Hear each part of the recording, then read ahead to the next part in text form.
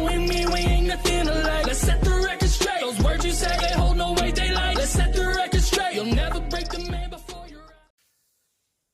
Hello everyone, welcome back to another Diecast review. Today we have a KFB race win from, I believe, 2019. This was the Bristol win, and I say I believe because he won in I don't remember if he won 2017, but I know he won 2018 and 2019, and it's in the same paint scheme. So the 2019 one, or I believe the 2019 one had the, kind of dented up back bumper, and that was the one I made. So I believe this is a 2019 win, but if you are kind of curious, I know I got a lot of KFB fans out there. If you're curious if this will be in a wave or anything for BBD, it will be in a wave very soon. I don't know when exactly, but it will be in a donor box. This is the Homestead win box, and I just have number 18 win 2019 Camry, because I have the box somewhere for the actual Skittles car, but I'm not too sure where it is. I looked everywhere, so maybe I lost it, maybe I didn't have it in the first place, because I believe I bought this from T-Mac way back when.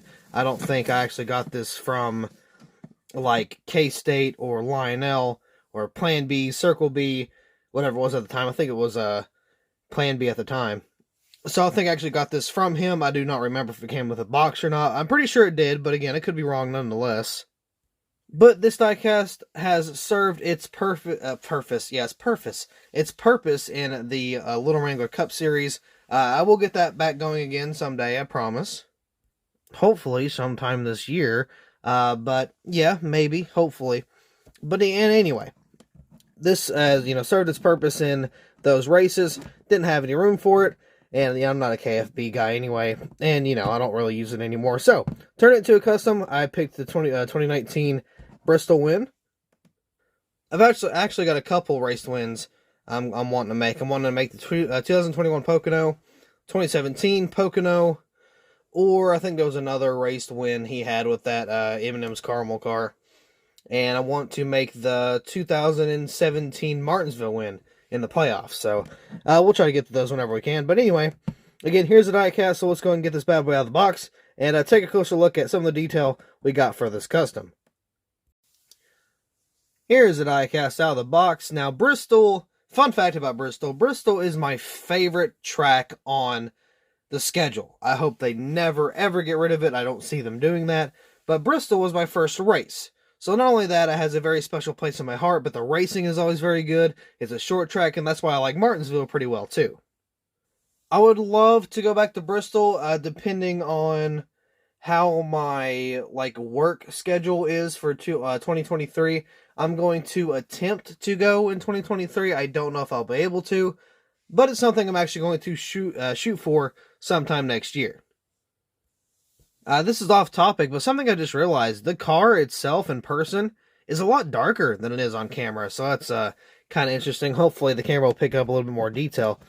But anyway, yeah, I do hope to kind of go back to Bristol sometime soon. But anyway, enough about Bristol, and let's actually get into the diecast here. We got Skittles, and of course you got the little rainbow all the way around that hood there, kind of swooshes around. Got a whole bunch of Skittles there. I got the front end, which we'll take a look about here in a little bit. Got the Terrible Monster printed. This is a very old banner, I believe. I think I used an older banner, so I'm going to have to probably reprint that, in all honesty. Got the 18 right there. Got Kyle Busch on the back there. Of course, you got the Skittles on the deck lid. Moving to the back end, this is kind of where the good stuff happens.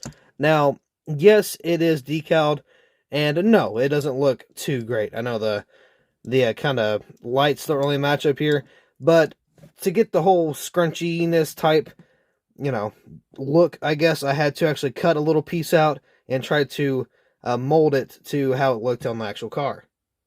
So I know the back end is a little rough, it's a little tore up, but I mean, actually, the reason how I was able to actually get this was I was looking at somebody, I want to say it was Race Craze, I'm not too sure, but I was watching somebody do a diecast review, and whenever he viewed the back end of the car, I actually took a screenshot, cut it out, and sized it to a back of bumper for a Camry, and yeah, that's kind of how that came to be.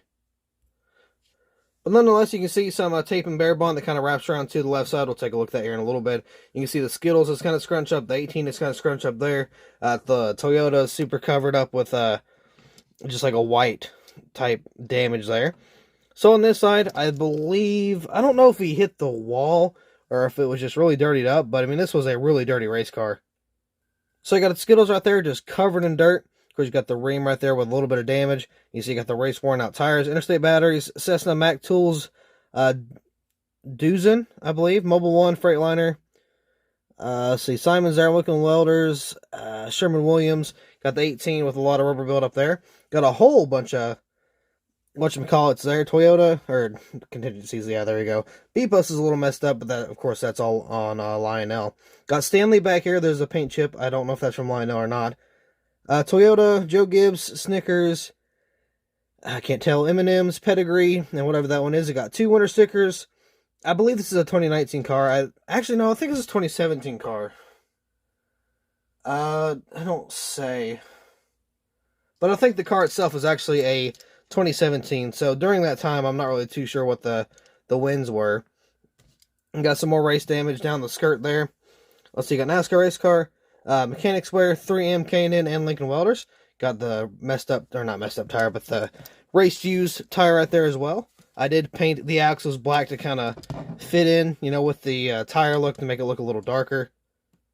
So there's a little bit of more detail kind of hidden in these tires. Got some around the front wheel well here, and again, you got the whole front end, which is just completely dirtied up and pretty much destroyed for the most part. In terms of just race wear, now again, I think a little heavy, but I like my race wins very heavy on the race wear nonetheless. So again, you got the Goodyear kind of worn out tires there. I got the window net down here. Got a little bit of rubber buildup around the wheel well on the back. Then kind of moving over here, we got the, the Skittles and whatnot. You actually got the little piece of bare bond. Let me zoom in on that. You got the piece of bare bond or tape, whatever you want to call it, that actually kind of wraps around to the back. It is a little off. I might have to fix that here later on, but there's that. So there is the exterior. Oh, actually, I kind of forgot to talk about the interior a little bit.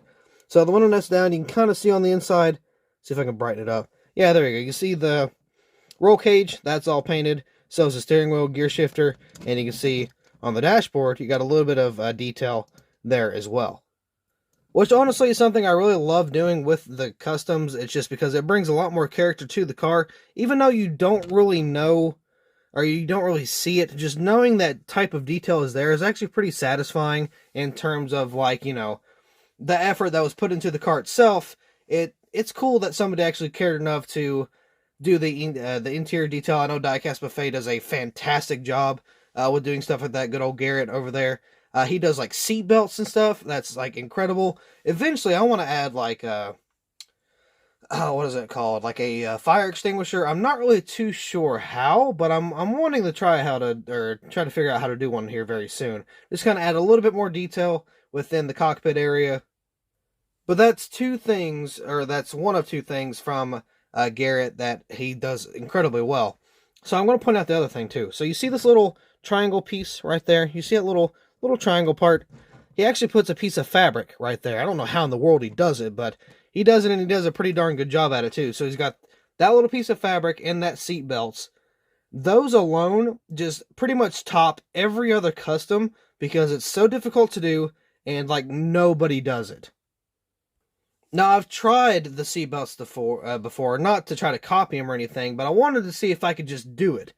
I couldn't. Now, I'm not going to lie, I have not tried the little, triangle piece there. I haven't tried that.